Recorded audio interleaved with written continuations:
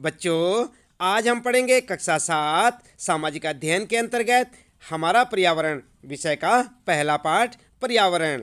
हम आपको बताएंगे इस पाठ से संबंधित प्रश्नों के उत्तर, लेकिन उससे पहले आइए देख लेते हैं एक झलक इस पाठ की, ताकि आपको पूरा पाठ अच्छे से समझ आ जाए, आप इसे पढ़ भी सकें और यहाँ पर जो आपको प्रश्नों के उत्तर बताए जाएंगे उन्हें भी आप अच्छे से समझ सकेंगे। तो चलिए देख लेते हैं पहला पाठ पर्यावरण। आप यहाँ से देख सकते हैं इस पाठ को आप अच्छे से पढ़ें, समझें और इसके बाद हम आपको यहाँ पर इस पाठ से संबंधित जो प्रश्नों के उत्तर बताएंगे उन्हें आप अच्छे से याद भी करेंगे।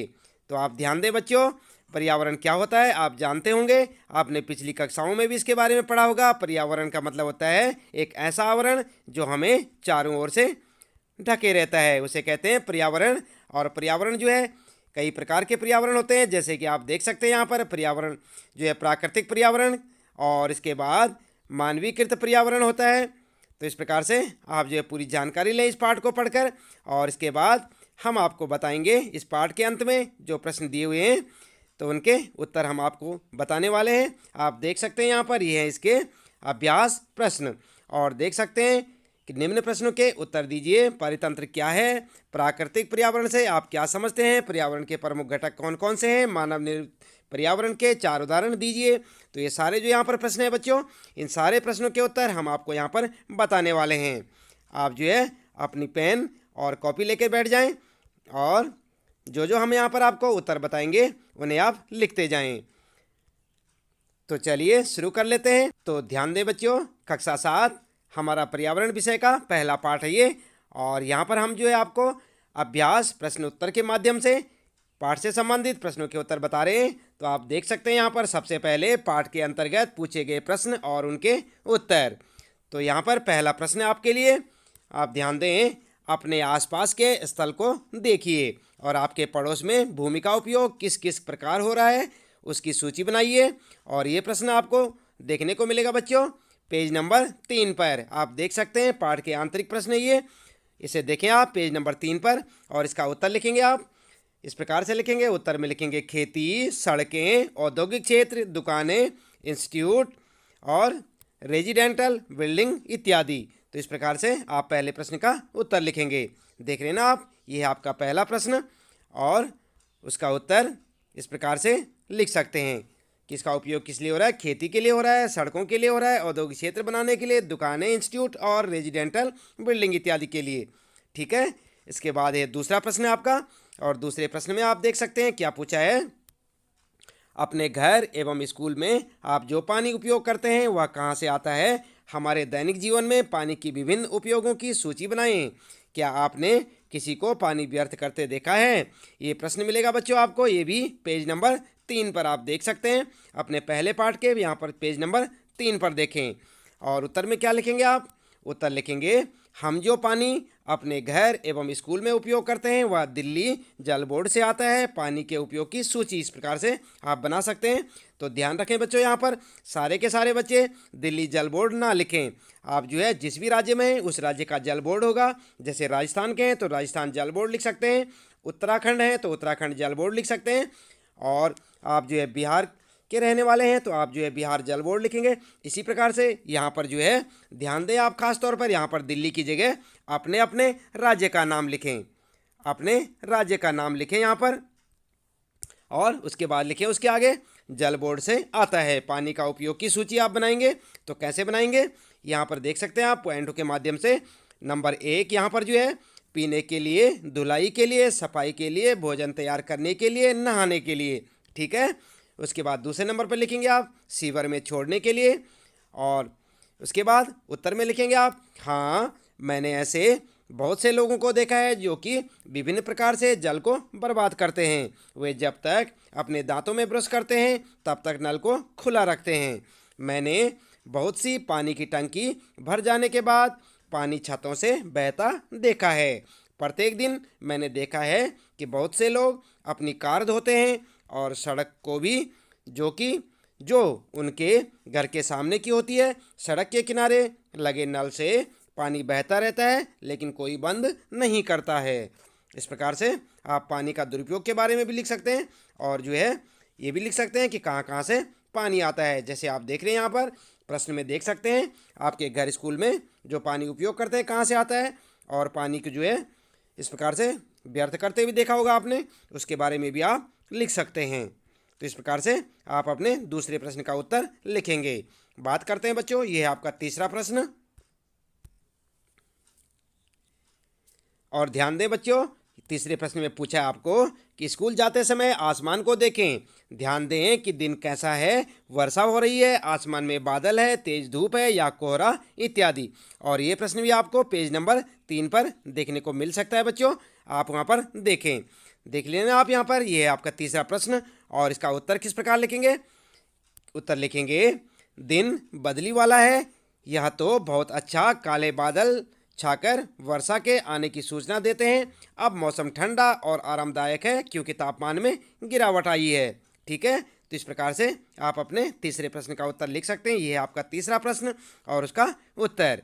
इसके बाद बच्चों बात करते हैं यहाँ पर चौथा प्रश्न है आपका, अपने पड़ोस के किसी बुजुर्ग व्यक्ति से बात करें और निम्न जानकारी प्राप्त करें। और क्या क्या जानकारी आपने लेनी है।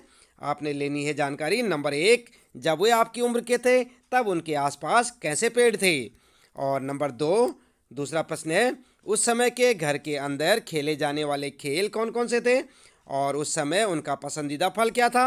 और गर्मी एवं सर्दी का मौसम वे कैसे बिताते थे। प्राप्त जानकारी को दीवार या बुलेटिन बोर्ड पर प्रदर्शित करें। और ये प्रश्न मिलेगा आपको पेज नंबर 3 पर, आप देख सकते हैं इस प्रकार का एक प्रश्न मिलेगा आपको।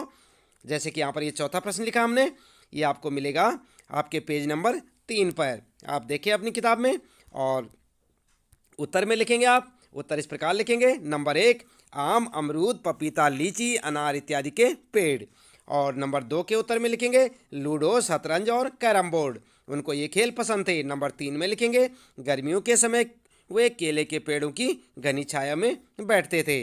और इसके बाद नंबर 4 का उत्तर लिखेंगे आप, गर्मियों के समय वे केले के पेड़ों की घनी छाया में बैठते थे। जोड़े नहीं यहाँ पर जाड़े के समय में आग के पास बैठकर समय बिताते थे। वे धूप में बैठकर सूर्य की गर्मी भी लेते थे। ठीक है बच्चों, तो इस प्रकार से आप जो है अपने इन चारों प्रश्नों के उत्तर लिख सकते हैं, और चाहे तो अपने हिसाब से भी, क्योंकि आपने जिस भी बुजुर्ग व्यक्ति से बात की होगी उसके हिसाब से भी लिख सकते हैं आप। इसके बाद बात करते हैं यहाँ पर पाठ के अंत में पूछे गए प्रश्न और उनके उत्तरों की। तो ध्यान देंगे बच्चों, पहले हमने आपको बताए थे आंतरिक प्रश्न, और अब ये हैं पाठ के अंत में पूछे गए प्रश्न। आपने पूरा पाठ पढ़ लिया होगा, पूरा पाठ पढ़ने के बाद आपको जो है पाठ के अंत में कुछ प्रश्न दिखाई देंगे, और जो हमने आपको दिखाए भी थे पहले इसी वीडियो में। आप देखेंगे पहला प्रश्न है, निम्न प्रश्नों के उत्तर दीजिए। और किन के उत्तर देने आपने, क्या है, पारितंत्र क्या है। आप ध्यान दें बच्चों, पारितंत्र क्या है, इसका उत्तर लिखेंगे आप। उत्तर में लिखेंगे, यह तंत्र जिसमें समस्त जीवधारी आपस में एक दूसरे के साथ तथा पर्यावरण के उन भौतिक एवं रासायनिक कारकों के साथ परस्पर क्रिया करते हैं जिसमें वे निवास करते हैं, पारितंत्र कहलाता है। ये सब ऊर्जा और पदार्थ के स्थानांतरण द्वारा संबद्ध है। तो इस प्रकार से आप देख सकते हैं, क्लियर लिखें आप अपने उत्तर को। और यहाँ से पहला प्रश्न आपका कै वाला, और इसका उत्तर पारितंत्र क्या होता है, इसका उत्तर इस प्रकार लिखेंगे।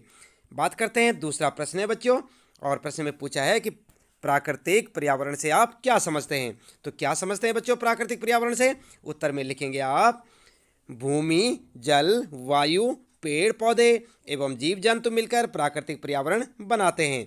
दूसरे शब्दों में पृथ्वी पर उपस्थित उन समस्त जैविक और अजैविक तत्वों का योग प्राकृतिक पर्यावरण कहलाता है। तो इस प्रकार से आप जो है दूसरे प्रश्न का उत्तर यानी ख का उत्तर यहाँ से लिखेंगे। इसके बाद अगला है आपका गै वाला प्रश्न है, और गै में क्या पूछा है, पर्यावरण के प्रमुख घटक कौन कौन से हैं। उत्तर लिख सकते हैं पर्यावरण के प्रमुख घटक, और हेडिंग डाल के लिखेंगे बच्चों। आप ध्यान दें, यहाँ पर आप हेडिंग डालें, उत्तर में लिखेंगे नंबर 1 नंबर 2 करके।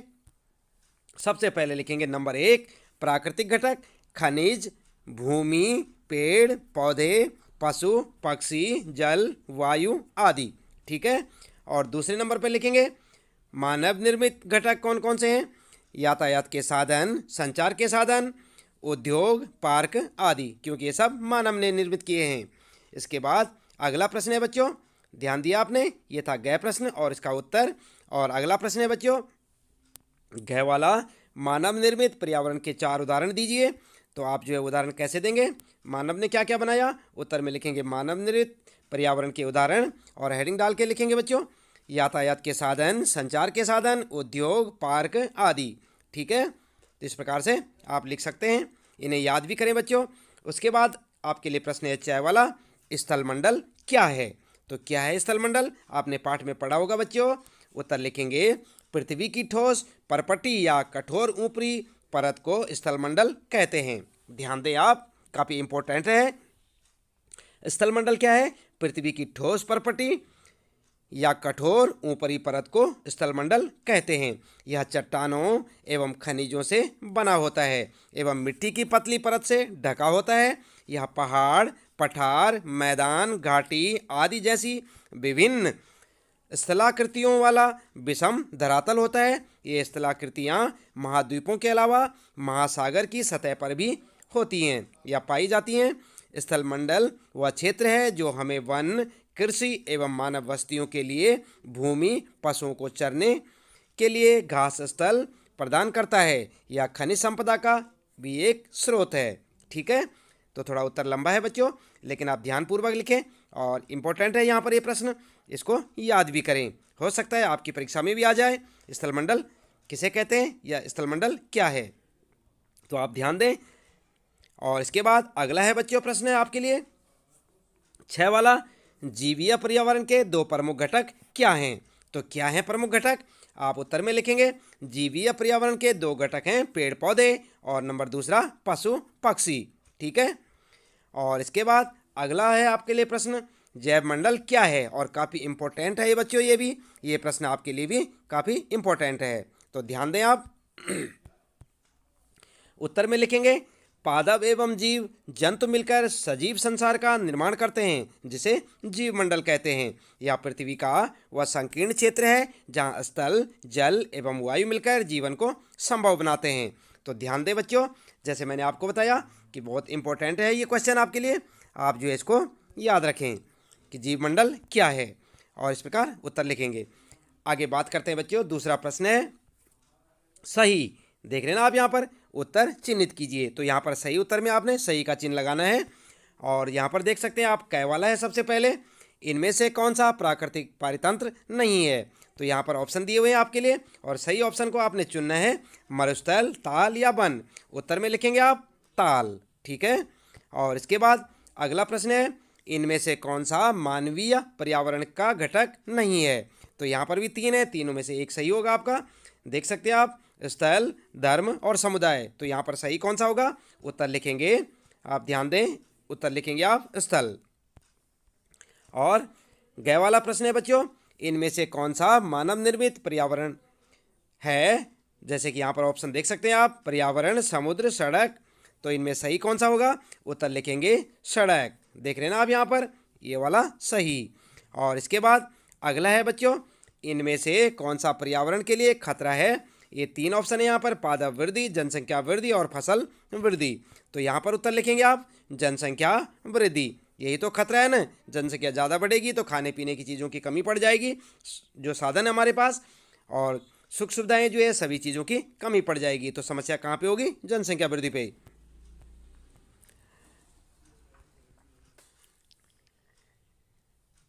तो बच्चों यहाँ पर तीसरा प्रश्न आप ध्यान दें, निम्नलिखित स्तंभों को मिलाकर सही जोड़े बनाइए। तो यहाँ पर जो है आपने जोड़े बनाने हैं सही, आप ध्यान देंगे। जैसे देख सकते हैं आप यहाँ पर, कै में जैव मंडल, ख में वायुमंडल और गै में जल मंडल और घ में पर्यावरण। आप देख रहे हैं यहाँ पर। और उसके बाद नीचे देख सकते हैं आप, नंबर 1 पे है यहाँ पर, फर्स्ट में पृथ्वी को घेरने वाली वायु की चादर, सेकंड में जलीय क्षेत्र, थर्ड में हमारे आसपास का क्षेत्र और फोर्थ में देखेंगे आप वह संकीर्ण क्षेत्र जहाँ स्थल, जल एवं वायु पारस्परिक क्रिया करते हैं। तो यहाँ पर जो है आपने क्या करना है, इन स्तंभों को मिलाकर जोड़े बनाने हैं। तो जोड़े कैसे बनाएंगे आप बच्चों, पहले ध्यान से देखें आप, ये जो कै है यहाँ पर जैव मंडल के साथ में, इसके साथ जो है इन चारों में से कौन सा सही बैठेगा ये आपको बताना है। तो यहाँ पर क्या करेंगे, आप उत्तर में लिखेंगे इस प्रकार से। आप उत्तर लिखें, उत्तर में लिखेंगे आप नंबर 1 जैव मंडल, नंबर 2 वायुमंडल, और गय में लिखेंगे जल मंडल, और यहाँ पर गय में पर्यावरण। कै कै गय गय, पहले तो आप ऐसे ही लिखेंगे उत्तर में। ध्यान रखें आप, यहाँ पर काफ़ी समझने का है, तो आप पहले ही ऐसे ही लिखेंगे। और उसके बाद कै वाले के साथ, यानी कि इसके साथ में ये वाला बैठेगा आपका, वह संकीर्ण क्षेत्र जहाँ स्थल, जल एवं वायु पारस्परिक क्रिया करते हैं। तो इस प्रकार से आप लिखेंगे। उसके बाद ख वाले के साथ के लिए आप इसको जोड़ें यहाँ पर, ये फर्स्ट वाला पृथ्वी को घेरने वाली वायु की चादर, और उसके बाद यहाँ पर जो है जो थर्ड वाला है जल मंडल के साथ लिखेंगे आप, जल मंडल के साथ लिखेंगे जलीय क्षेत्र, और उसके बाद जो अंतिम है यहाँ पर पर्यावरण, पर्यावरण के साथ आप यहाँ पर जो है यहाँ पर भी लिख सकते हैं मिलाकर। कैसे लिखेंगे, इसको लिखेंगे थर्ड वाले को हमारे आसपास का क्षेत्र, यानी कि पर्यावरण के साथ हमारे आसपास का क्षेत्र। तो समझ गए ना आप, इस प्रकार से आप अपना उत्तर लिखेंगे जैसे यहाँ पर आप देख रहे हैं।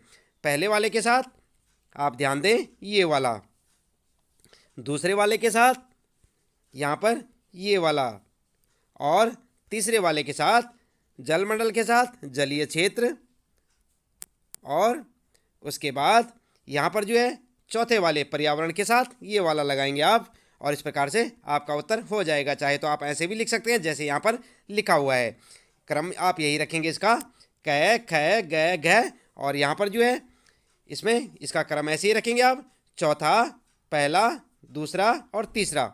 इस प्रकार भी आप अपना उत्तर दे सकते हैं। बात करते हैं बच्चों, यहाँ पर चौथा प्रश्न है आपका, कारण बताइए। तो कारण बताइए में क्या है, यहाँ पर सबसे पहला प्रश्न, मानव अपने पर्यावरण में परिवर्तन करता है। तो इसका कारण क्या है बच्चों, इसका कारण है, उत्तर लिखेंगे मानव अपने पर्यावरण के साथ पारस्परिक क्रिया करता है और उसमें अपनी आवश्यकता के अनुसार परिवर्तन करता है। वह अपनी आवश्यकता के लिए फसल उगाता है, पशुओं को पालता है, और वस्तुओं को निर्मित करने के लिए उद्योगों की स्थापना करता है, आवागमन के लिए यातायात के साधनों का निर्माण करता है, नदियों पर बांध बनाकर बाढ़ पर नियंत्रण और सिंचाई का प्रबंध करता है। ये सभी मनुष्य को पर्यावरण से प्राप्त नहीं होता, बल्कि वह पर्यावरण में बदलाव करके प्राप्त करता है। तो ठीक है, पहला प्रश्न है यहाँ पर आपका, कारण बताइए में कैग में कि मानव अपने पर्यावरण में परिवर्तन करता है, इसका कारण क्या है। उत्तर में आप ये लिखेंगे, इसका कारण ये है, जैसे कि यहाँ पर आप देख सकते हैं ये वाला लिखेंगे। उसके बाद ख वाला प्रश्न है, पौधे एवं जीव जंतु एक दूसरे पर आश्रित हैं, तो इसका भी कारण बताइए। कारण बताना आपने, तो कारण क्या है, तो कारण क्या है में उत्तर लिखेंगे आप। उत्तर लिखेंगे सभी पेड़ पौधे, जीव जंतु और मानव अपने आसपास के पर्यावरण पर आश्रित होते हैं, प्रायः वे एक दूसरे पर भी आश्रित हैं। जीवधारियों को आपसी एवं अपने आसपास के वातावरण के बीच का संबंधी पारितंत्र का निर्माण करता है। अधिक वर्षा वाले वन, घास स्थल, रेगिस्तान, पर्वत, झील, नदी, महासागर एवं छोटे से ताल का भी एक पारितंत्र हो सकता है। तो इस प्रकार से आप दूसरे के साथ कारण उसका ये लिखेंगे, ठीक है। और उसके बाद बच्चों यहाँ पर जो है पांचवा प्रश्न आपके लिए, क्रियाकलाप में यानी एक्टिविटीज में, ये एक आदर्श पर्यावरण की कल्पना कीजिए जिसमें आप रहना चाहेंगे। अपने इस आदर्श पर्यावरण का चित्र बनाइए, ठीक है। तो आपने यहाँ पर जो है अपने हिसाब से एक आदर्श पर्यावरण का जिसमें आप रहना चाहेंगे, वहाँ पर किस तरह का माहौल होगा उसका एक चित्र बनाना है। और उसके लिए बच्चों आप इस प्रकार से एक चित्र बना सकते हैं, जैसे कि आप यहाँ पर देख सकते हैं। आप जो है इस प्रकार का एक चित्र बना सकते हैं और उसमें दिखा सकते हैं कि आपके आसपास का वातावरण कैसे होगा। इसी प्रश्न के साथ में आपके इस पाठ से संबंधित प्रश्नों के उत्तर यहाँ पर समाप्त होते हैं। तो इसी प्रकार लगातार देखते रहे वीडियो और जुड़े रहे हमारे साथ। चैनल को यदि आपने सब्सक्राइब नहीं किया तो चैनल को सब्सक्राइब करना ना, और बेल आइकन भी दबा दें ताकि आपको आने वाली प्रत्येक वीडियो की नोटिफिकेशन मिलती रहे, और लाइक और शेयर करना ना भूलें। तो बच्चों आज के लिए इतना ही काफ़ी है, मिलते हैं फिर अगली वीडियो में।